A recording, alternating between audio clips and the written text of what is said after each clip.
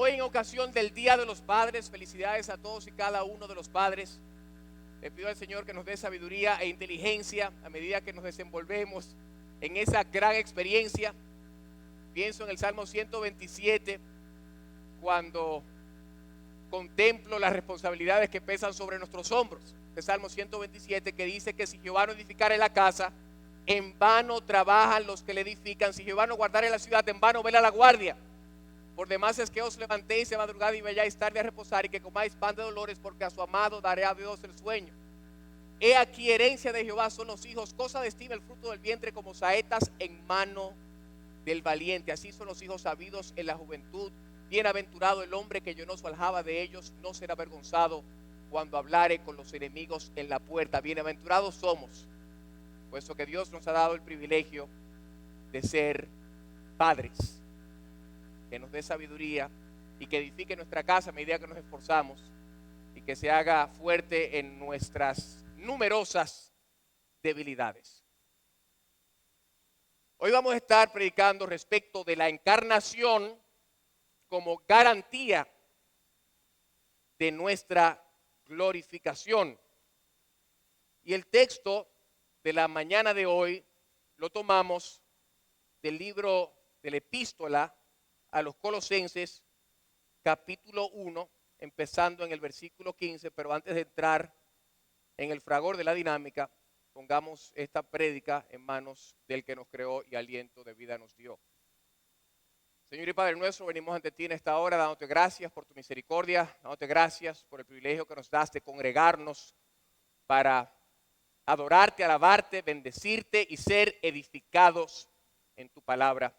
Te pido, Señor, que me dé sabiduría y unción a medida que expongo la misma, y abra las mentes y corazones de todos y cada uno de nosotros, de modo que la palabra implantada dé fruto al 30, al 60 y al 100 por uno, para bendición de muchos. Capítulo 1 de la epístola a los Colosenses, empezando en el versículo 15, leemos las siguientes palabras. Él, Cristo, es la imagen del Dios invisible, el primogénito de toda creación. Por él fueron creadas todas las cosas, tanto en los cielos como en la tierra, visibles e invisibles, ya sean tronos o dominios o poderes o autoridades. Todo ha sido creado por medio de él y para él, y él es antes de todas las cosas, y en él todas las cosas permanecen.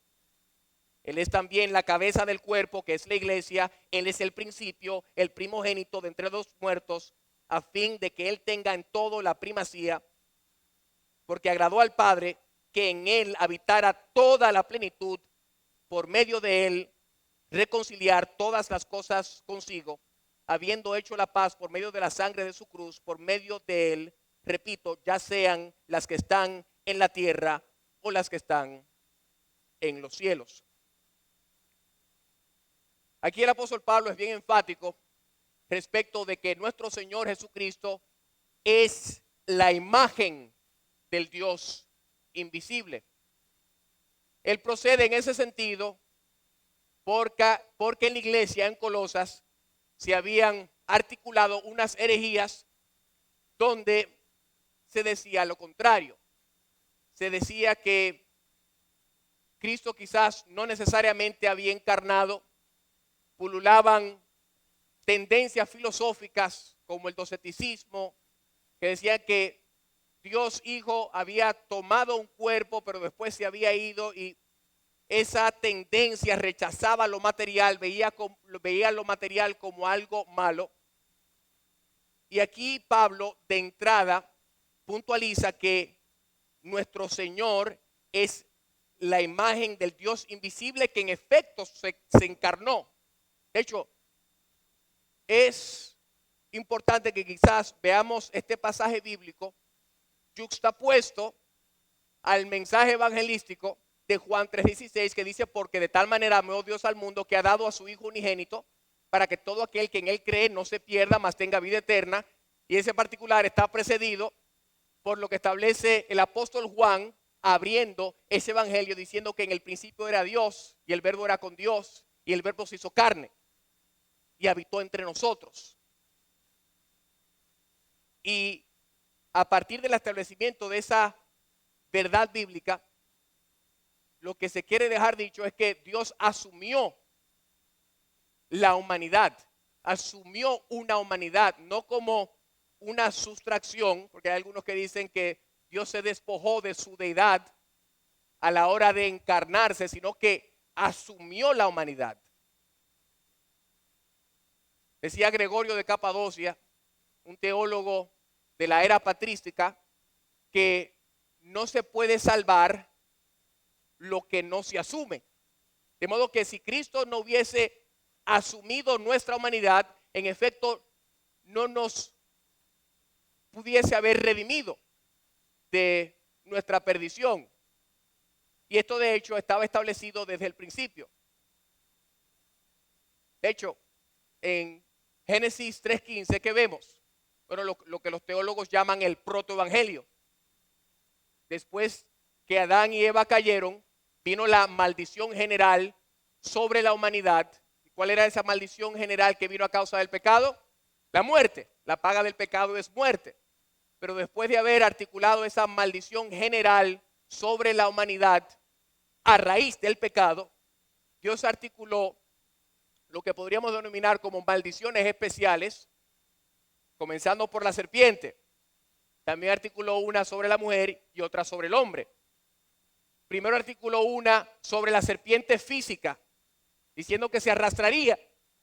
Y después articuló otra sobre la serpiente en sentido espiritual, refiriéndose a Satanás, cuando le dijo que pondría enemistad entre la simiente de la serpiente y la serpiente de la mujer, diciendo que la simiente de la serpiente le daría un golpe mortal en la cabeza, la serpiente de la mujer le daría un golpe mortal en la cabeza a la simiente de la serpiente, mientras que la simiente de la serpiente le daría un golpe en el talón, en el calcañar.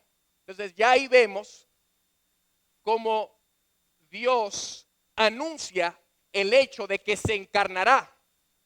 Esto no fue un plan que surgió a raíz de la materialización de una situación, como nos sucede a nosotros cuando de repente tenemos un problema que decimos, bueno, ahora vamos a ver cómo resolvemos. Y comenzamos a argumentar y comenzamos a hilvanar estrategias y comenzamos a planificar. No, Dios ya tenía esto determinado desde la eternidad pasada y nos lo revela ahí desde el principio. Y desde ese momento la humanidad tiene la esperanza que va a ser redimida a través de la simiente de la mujer. Pero ¿qué pasa? Adán y Eva son expulsados del Edén y Eva en efecto alumbra hijos. Caín, Abel, y después por ahí sigue la descendencia y la vemos más adelante en el libro de Génesis. Pero ¿cuál es el leitmotiv de toda esa dinámica de nacimiento? Que cada uno moría al cabo de sus días. Tal engendró a tal y murió, tal engendró a tal y murió, tal engendró a tal y murió, tal engendró a tal y murió. Y había una especie de frustración porque no veían esa simiente. Ahora, Dios es un Dios de pactos que cumple sus promesas. Él hizo ese pacto con Adán y después sucedió algo similar a lo que sucedió después de la caída, cuando Noé hizo un pacto con Noé, después hizo un pacto con Abraham, después hizo un pacto con Israel, después hizo un pacto con David, y ahí se va definiendo más específicamente por dónde es que va a venir ese Salvador, ese Redentor que herirá a la serpiente en la cabeza. Y eventualmente nuestro Señor es concebido en el vientre de María a través del Espíritu Santo de Dios, y el Verbo se hace carne y habita entre nosotros y vive una vida justa, perfecta, que se nos acredita a nosotros. Y muchos al escuchar el título de esta prédica, que es, reitero, la encarnación, garantía de nuestra glorificación, dirán, bueno, ¿por qué Jonathan quizás no hizo referencia a la resurrección como garantía de nuestra glorificación? Bueno, porque todo empieza en la encarnación, empieza en la promesa de esa encarnación desde la eternidad pasada. Y es importante que a la hora de considerar este fenómeno de la glorificación con la cual seremos glorificados, así como Cristo fue glorificado, que lo consideremos en un esquema tripartito. Porque si seremos glorificados, quiere decir que fuimos ¿qué? Justificados, y estamos en el proceso de ser ¿qué? Santificados. Y la justificación que viene por parte de Cristo, ¿qué hizo con nosotros? Nos libró de ¿qué? De la penalidad del pecado.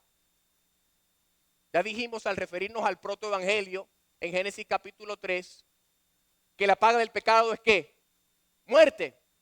La justificación en Cristo ya nos libró de la penalidad del pecado.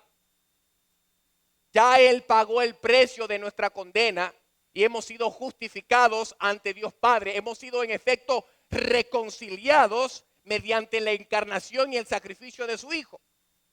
¿Cómo así que reconciliados? Bueno, preguntémonos qué hace el pecado. ¿Qué hace el pecado? El pecado ensucia al hombre. Y nada sucio puede estar delante de Dios. De modo que el pecado en principio, ¿qué fue lo que hizo con la humanidad? Nos separó de Dios. El pecado trajo separación entre Dios y el hombre. ¿Y qué hizo Jesucristo mediante su muerte y sacrificio? Mediante su sangre preciosísima derramada en la cruz, nos limpió de ese pecado, de modo que fuésemos blancos como la nieve y pudiésemos ser reconciliados con Dios.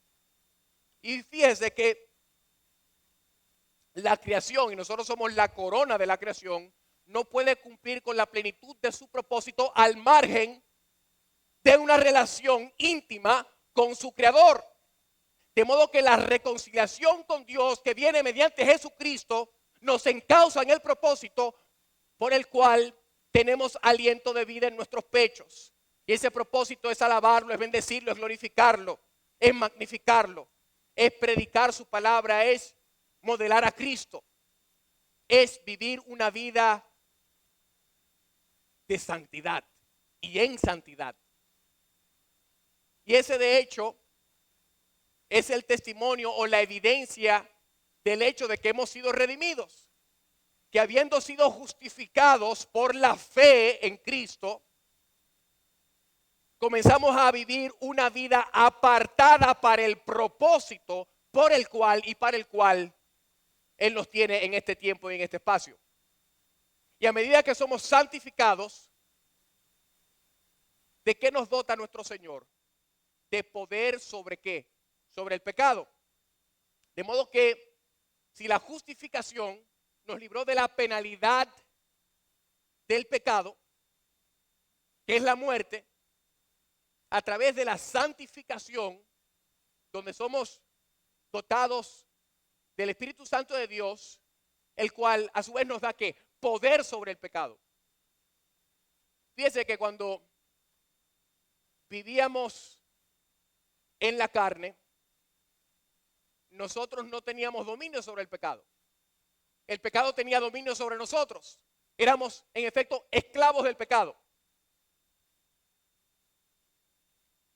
Cuando la gente está en pecado, lo planifica y no, en efecto, no se puede contener. Lo tiene que hacer. Ve la oportunidad de embriagarse y se embriaga. Ve la oportunidad de fornicar y fornica.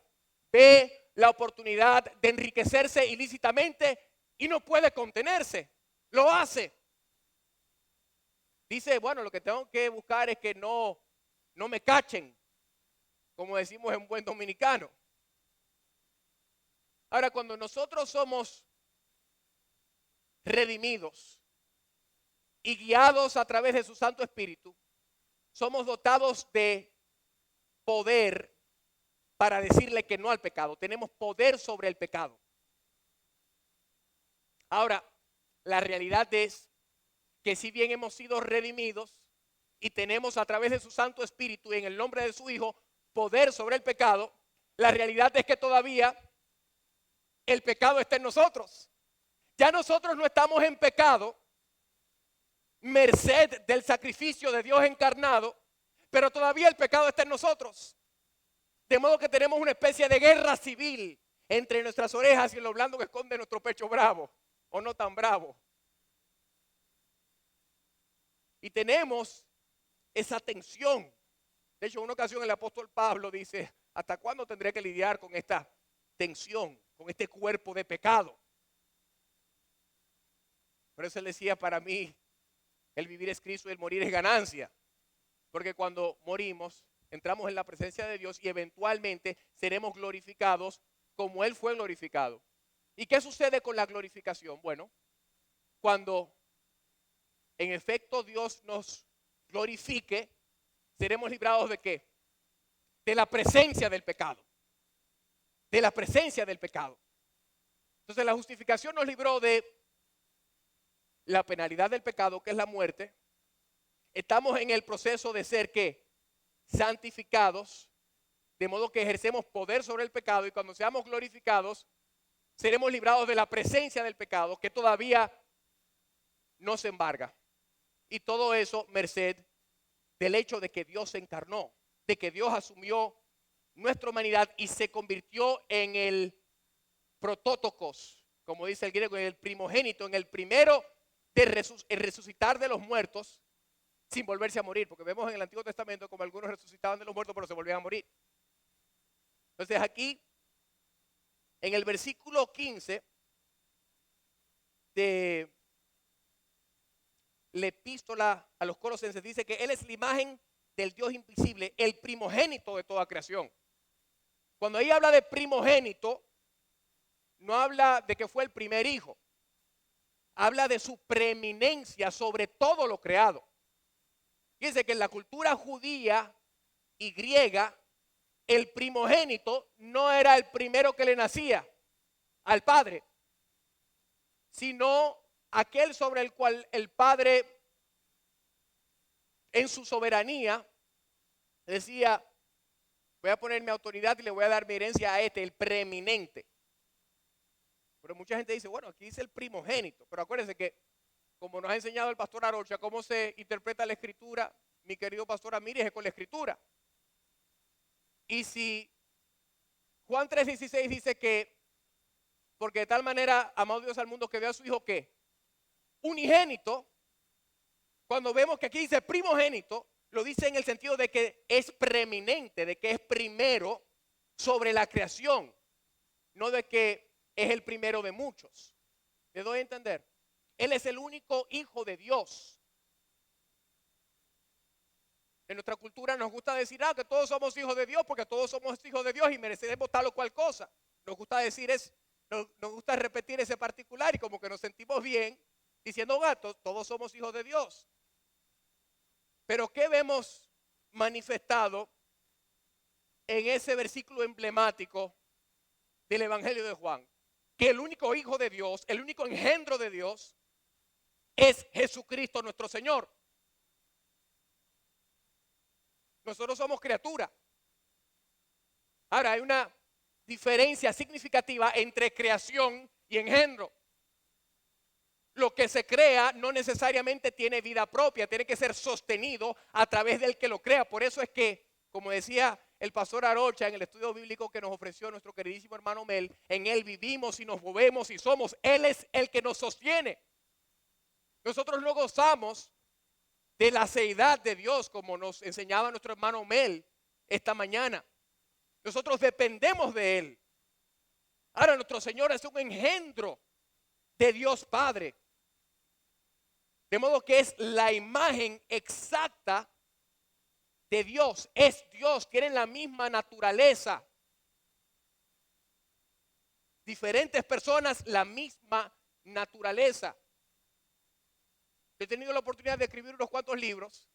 Los libros son creaciones de un servidor. Y de hecho, cuando nosotros creamos cualquier cosa, ahí es cuando nos parecemos más a Dios. Por eso somos la corona de la creación, porque podemos co-crear. Así como Dios creó, nosotros co-creamos. Pero no a partir de la nada. Nosotros utilizamos lo que Él creó como insumo fundamental y lo combinamos y creamos, pero no ex nihilo, cual Él lo hizo. Nosotros nos tenemos que servir de lo que ya existe para crear lo que en efecto creamos. Y eso es un modo y una manera de Dios mantenernos humildes. Mira, tú puedes crear, pero es a partir de lo que yo hice.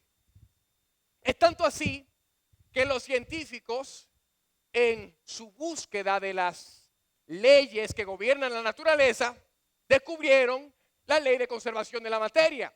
¿Qué dice esa ley? Bueno, que la energía no puede ser creada ni destruida, sino solo transformada. ¿Por qué? Bueno, pues nosotros lo sabemos. A partir del Génesis, a partir del día 6 que dijo, ya, cesó la creación. Cesó la creación desde el día 6. Eso lo determinó Dios. Alguien dijo una vez que los filósofos y los científicos se pasan toda una vida tratando de escalar la montaña del conocimiento, y cuando llegan al tope ya encuentran a los teólogos ahí sentados. ¿Cómo estás? Ya yo sabía eso de hace mucho tiempo, ahí está en Génesis. Nosotros somos co-creadores y lo que creamos se parece a nosotros, pero no es nosotros, ¿verdad? Yo creo un libro y el libro que yo creo, que yo escribo, se parece a lo que yo pienso, pero no es lo que yo soy. Además de eso, el libro no tiene derecho sobre mí. Yo tengo derecho sobre el libro. Pero nosotros, mi querido pastor Amiris, a veces vamos ante Dios en calidad de criaturas, diciendo, no, porque yo me merezco esto, porque ¿por qué tú hiciste aquello? ¿Por qué tú escribiste esa oración en la página 117? Bueno, porque yo soy el autor.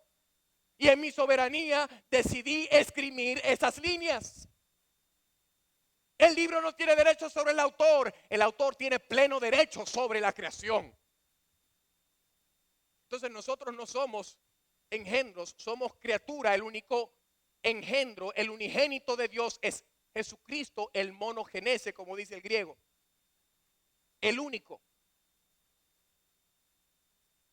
Y es interesante como Dios se revela a nosotros en su palabra a través de la Trinidad, a través de la figura del Padre, del Hijo y del Espíritu Santo. Y acuérdese que el Señor en su misericordia, como nos enseñaba el hermano Mel esta mañana, utiliza un lenguaje antropomórfico para que nosotros tengamos una idea de la magnitud, de la infinidad, de lo que encierra esta gran complejidad que es Dios. Y es una complejidad que Él en su misericordia la ha llevado a una simplicidad que va más allá de esa complejidad. Pero en ese lenguaje antropomórfico de Padre, Hijo, Espíritu Santo, vemos, por ejemplo, como en nuestra experiencia, hoy siendo Día de los Padres, yo veo a Jonathan, mi pequeñito, y él se parece a mí. Claro, versión mejorada por la mamá. Se parece a mí, a diferencia de un libro. Él tiene derechos sobre mí. Yo tengo responsabilidades sobre él.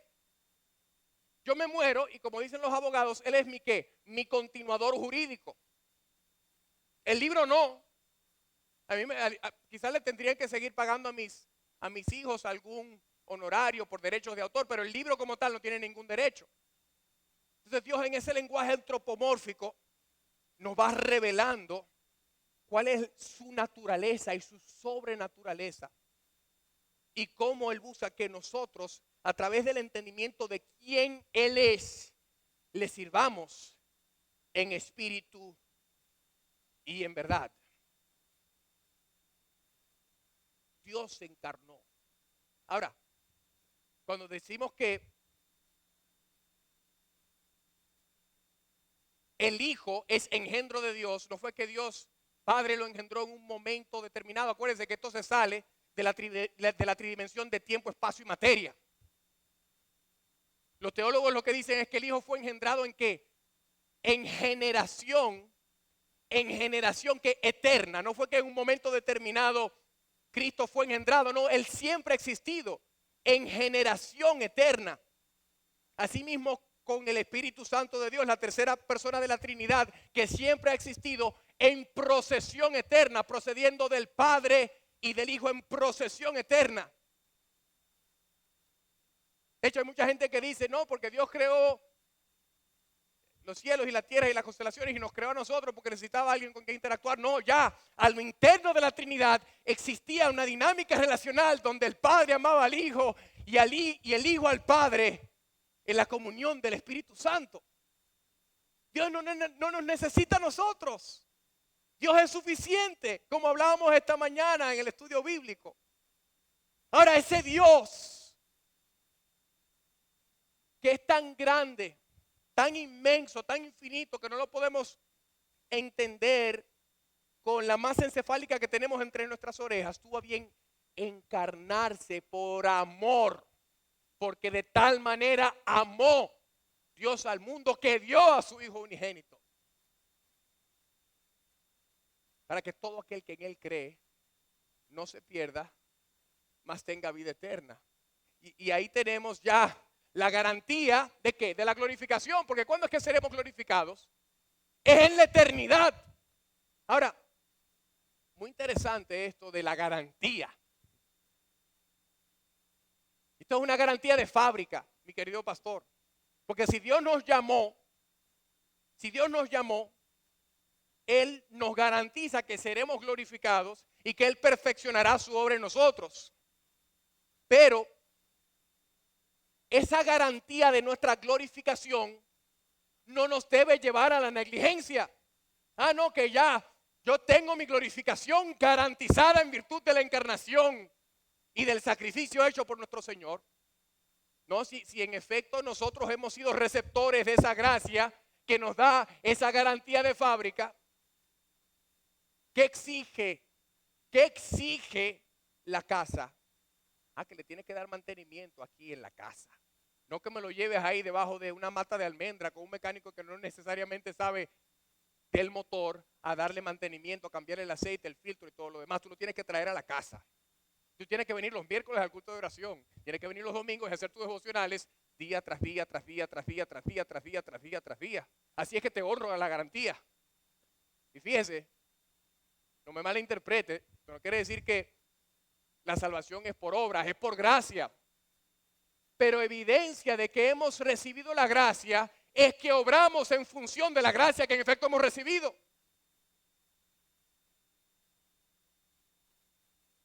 Y buscamos que se nos honre la garantía, no por lo que hacemos, sino por los frutos que debe dar la fe que hemos profesado en el Verbo encarnado. Porque la fe es como una semilla. De hecho, cuando morimos, muere la simiente corruptible y seremos resucitados y seremos resucitados incorruptibles, como dice la palabra, hacia la glorificación. Entonces esa fe tiene que dar fruto. Tenemos que sembrarle, tenemos que dejar que germine. Y tenemos que evidenciar el hecho de que hemos sido impactados por el Verbo encarnado. Tenemos que evidenciar el hecho de que hemos sido bautizados con el Espíritu de aquel que levantó a Cristo de los muertos. Porque si profesamos el particular y seguimos nuestro caminar, cual la mayoría, entonces no estamos dando buen testimonio de la vida cristiana. Eso es como que yo hubiese llegado tarde al sermón de hoy y les diese como excusa que se me pinchó una goma de camino acá, Iñaki. No, Iñaki, se me pinchó una goma y me tuve que bajar a cambiarle. De momento vino un camión de 18 ruedas a 120 kilómetros por hora y me dio de frente y por eso llegué tarde, perdóname. ¿Tú me creerías? De ninguna manera. Tú dirías, el hermano Jonathan o se volvió loco o es un gran mentiroso. Porque si un camión de 18 ruedas a 120 kilómetros por hora le hubiese dado de frente, él no estuviese parado de mí en una sola, no estuviese parado delante de mí en una sola pieza. Cuando Cristo nos impacta, es más fuerte, mi querido Eduardo, que un camión de 18 ruedas a 120 kilómetros por hora. Nos transforma, pero no para destrozarnos, sino para conformarnos a la imagen de Él. Tiene que haber un cambio, tiene que haber un cambio. Y es preciso que esa garantía de la glorificación que viene a partir de la encarnación, nosotros la evidenciemos a través de un patrón de santificación que se pueda validar desde lo interno hasta lo externo.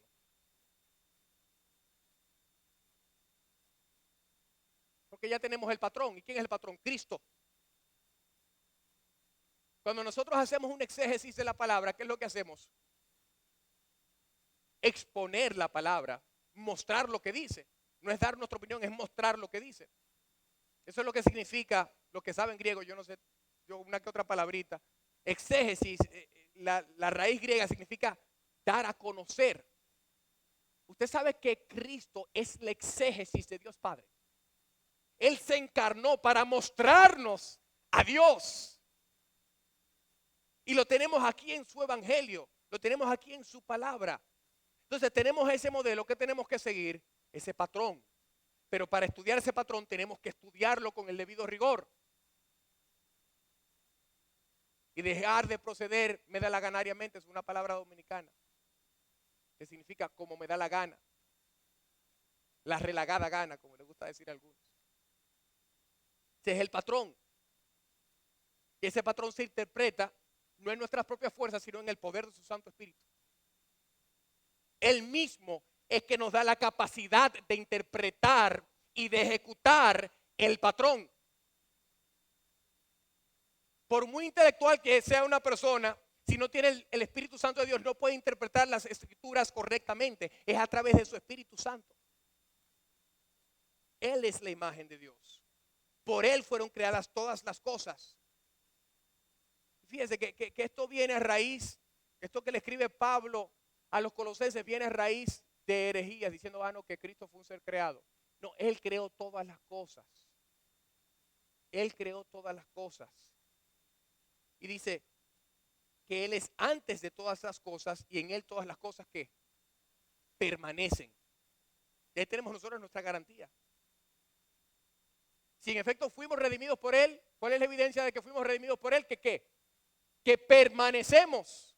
Y los que no permanecen nunca fueron de nosotros. Los que estaban con nosotros y no están con nosotros nunca fueron de nosotros. Como dice la palabra.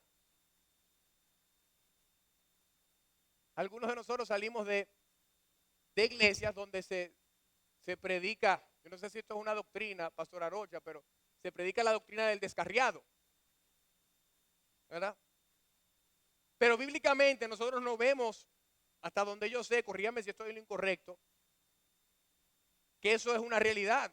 No existe tal cosa, porque lo que Dios salva no se pierde. A mí se me puede perder el celular, se me puede perder la cartera, se me puede perder tal o cual cosa, pero a Dios no se le pierde nada. Si Él te salvó, tu salvación está garantizada. Pero tenemos que ver esa garantía evidenciada en la manera en que nos conducimos de este lado del cielo. Y en ese sentido,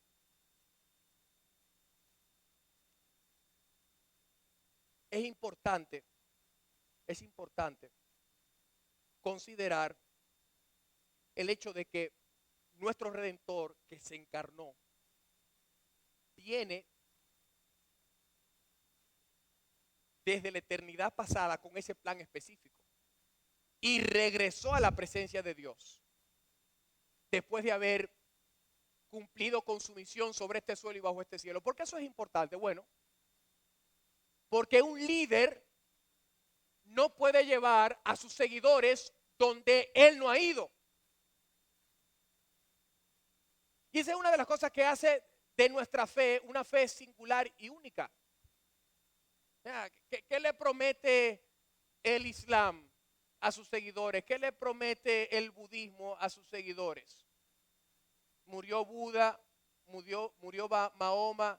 ¿De dónde vino Mahoma? ¿De dónde vino Buda? De la eternidad pasada. ¿Y a dónde fue? A la tumba. No fue a sentarse a la diestra de Dios Padre. a interceder por nosotros. Entonces, esto es tan importante por el hecho de que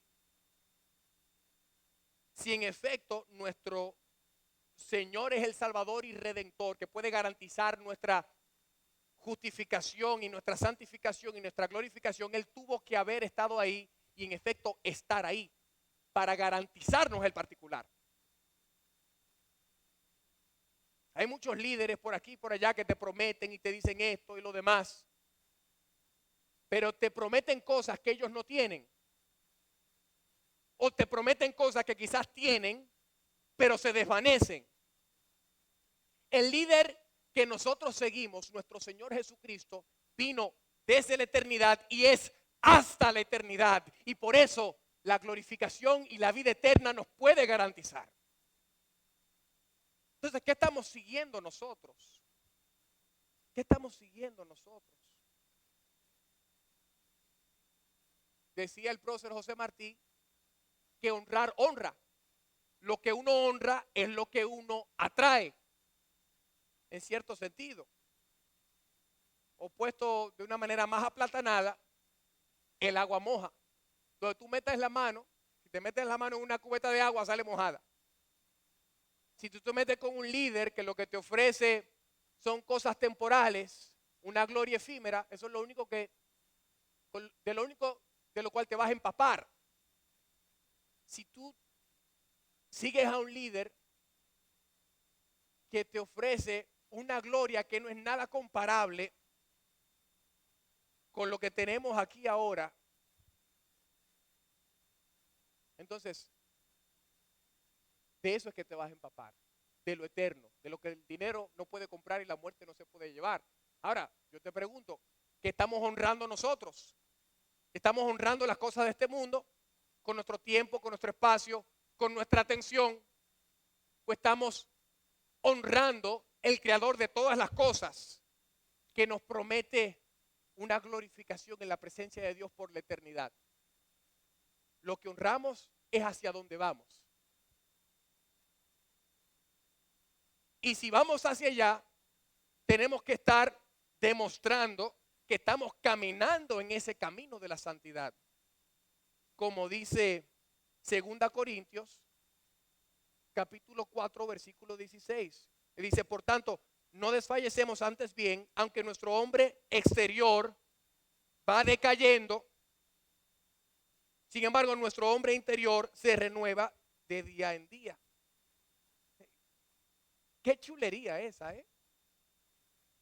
En nuestro hombre exterior, porque todavía vivimos en la presencia del pecado, y evidencia de que el pecado todavía está presente en nosotros es que nos envejecemos, que nos enfermamos, que se nos caen cosas.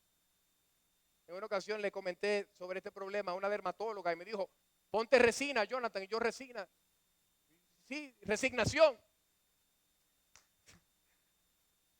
Ante estos particulares que son propios de nuestra naturaleza caída, por más que nosotros nos sembremos pelo y nos inyectemos cosas, estamos en un proceso de desfallecer en nuestro hombre exterior. ¿En qué es que nos estamos enfocando entonces? En crecer en nuestro hombre interior. Eso es en nuestra santidad, en reflejar de una manera más fidedigna a lo que Pablo se refiere en Efesios capítulo 3, y vamos a ir rápidamente, Efesios capítulo 3, empezando en el versículo 16, dice lo siguiente, a ver.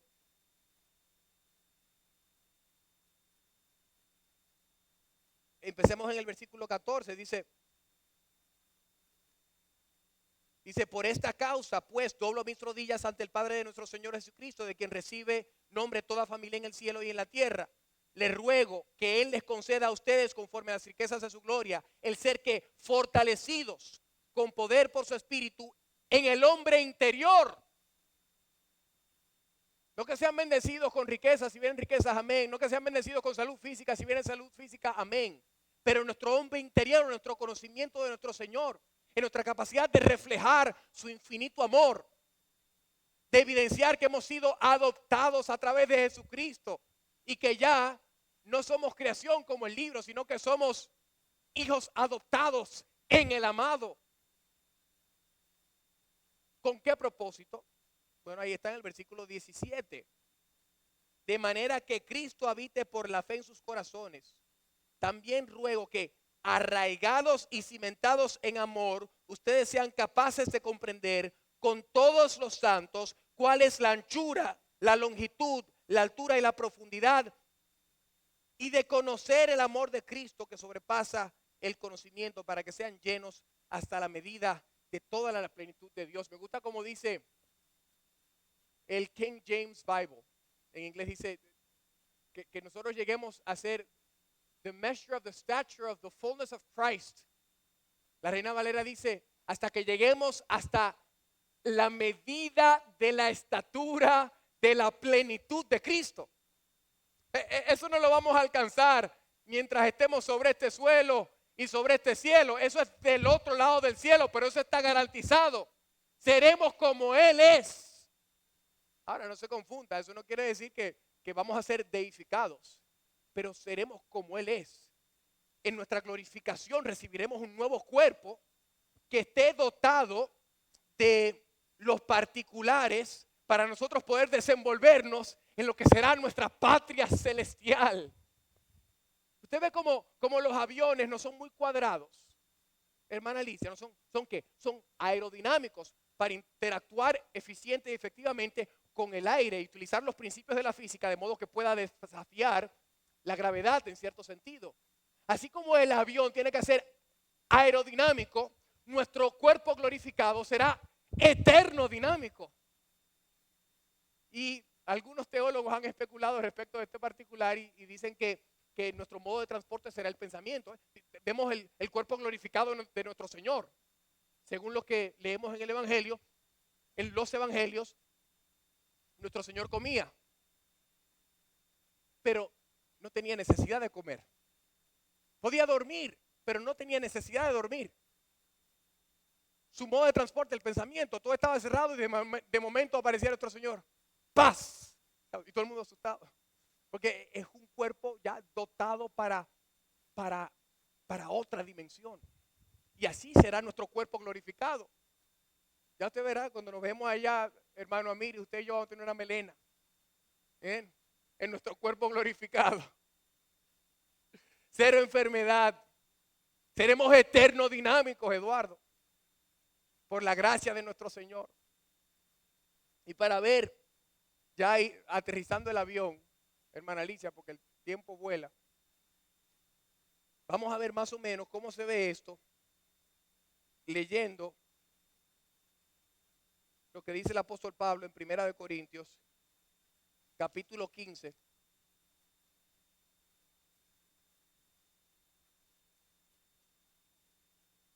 Empezando en el versículo 50, leemos las siguientes palabras. Dice, esto digo, hermanos, que la carne y la sangre no pueden heredar el reino de Dios, ni lo que se corrompe hereda lo incorruptible. Así que les digo un misterio, no todos dormiremos, pero todos seremos transformados en un momento, en un abrir y cerrar de ojos, a la trompeta final. Pues la trompeta sonará y los muertos resucitarán incorruptibles y nosotros seremos transformados. Porque es necesario que esto corruptible se vista de incorrupción y esto mortal se vista de inmortalidad. Pero cuando esto corruptible se haya vestido de incorrupción y esto mortal se haya vestido de inmortalidad, entonces se cumplirá la palabra que está escrita. Devorada ha sido la muerte en victoria. ¿Dónde está, oh muerte, tu victoria? ¿Dónde, oh sepulcro, tu aguijón? El aguijón de la muerte es el pecado y el poder del pecado es la ley. Pero a Dios gracias, que nos da la victoria por medio de nuestro Señor Jesucristo. Por tanto, mis amados hermanos, estén firmes, constantes, abundando siempre en la obra del Señor, sabiendo que su trabajo en el Señor no es en vano. No es en vano. Qué gracia tan bella la que Dios sobre nosotros ha derramado.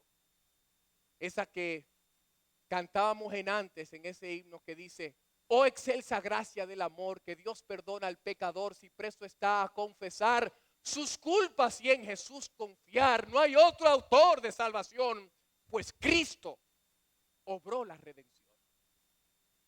Y es que Dios era el único que podía, en efecto, salvarnos.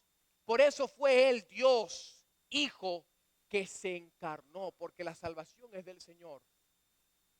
Él fue el único que pudo satisfacer su ira divina y al mismo tiempo ser la propiciación para nuestra redención y la garantía de nuestra glorificación. Oremos. Señor y Padre nuestro, venimos ante ti en esta hora dándote gracias por tu misericordia para con nosotros. Gracias, Señor, por tu palabra que es suficiente, que es inerrante, que es infalible, que nos redarguye, que nos reta y que nos dota de lo que necesitamos para vivir, como establece el apóstol Pablo en la epístola a los Efesios, en la medida de la plenitud, en la medida de la estatura de la plenitud de Cristo. Te pido, Señor, que esta palabra implantada en nuestras mentes y corazones pueda dar fruto al 30, al 60, al 100 por uno, para bendición de muchos, a medida que nos desenvolvemos en las diferentes esferas de este lado del cielo. Te amamos, te bendecimos, te glorificamos, te magnificamos y te pedimos estos favores en el nombre que es sobre todo nombre, nombre que tiene toda potestad en el cielo y en la tierra, nombre, Padre, sobre el cual tú tienes complacencia, tu Santo Espíritu, y esta Iglesia Bautista de la Gracia también, en el nombre de tu Hijo Jesucristo.